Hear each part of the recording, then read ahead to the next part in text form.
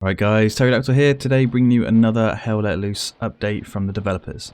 Now first up, this is a really interesting update, but the Stalingrad map we're getting will not actually be called Stalingrad, because this is being focused on a certain part of the city, and the developers have confirmed that we're going to be getting other Stalingrad based maps focused on different parts of the city.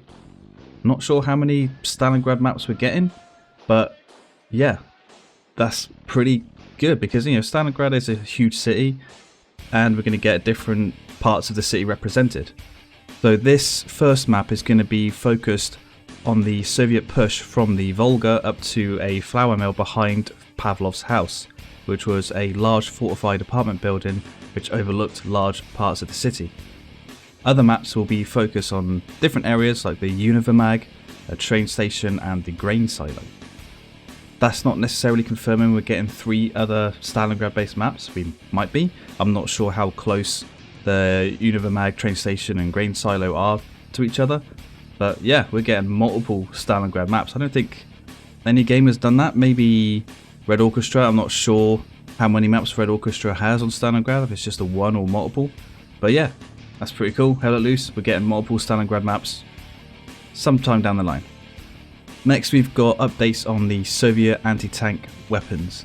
Now first we've got the TM-35 mine. It's just their anti-tank mine, square in shape, so it's going to be a bit different to the Axis for the Germans and the American mines. And it looks like this will be part of the default Soviet anti-tank kit because the Soviet anti-tank weapons were a little bit different in World War II, which leads me to the PTRS-41.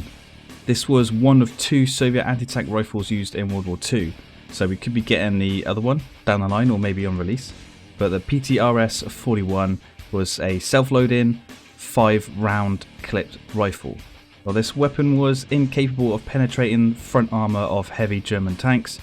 It could penetrate the side, rear and the top armour of light panzers. In Stalingrad, specifically the version we're getting in the game, there were multiple users of these rifles in Pavlov's house firing down from the roofs into the turrets of the tanks, and they managed to disable quite a number of them. When Hell Let Loose, the PTRS will function as it did in reality. It was a way to destroy smaller and lightly armoured vehicles, while also being able to disable the movement of larger vehicles. So maybe you have to keep aiming for the tracks in Hell Let Loose. And of course, you know, it's going to be using like a huge round and you're going to be able to take out people with it as well.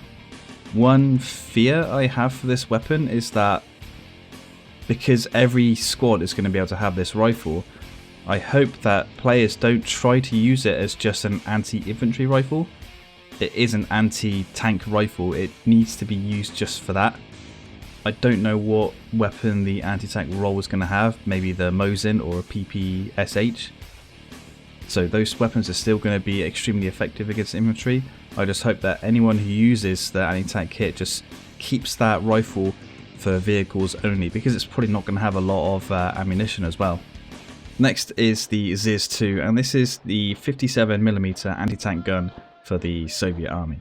And this is what the anti-tank kits are going to be able to build. And it looks like that the anti-tank role is going to be a little bit different for the Soviets. The anti-tank guns are going to be made more affordable, so maybe their supply requirements are going to be dropped. Maybe the amount of munitions they use to shoot are going to be reduced as well. Who knows?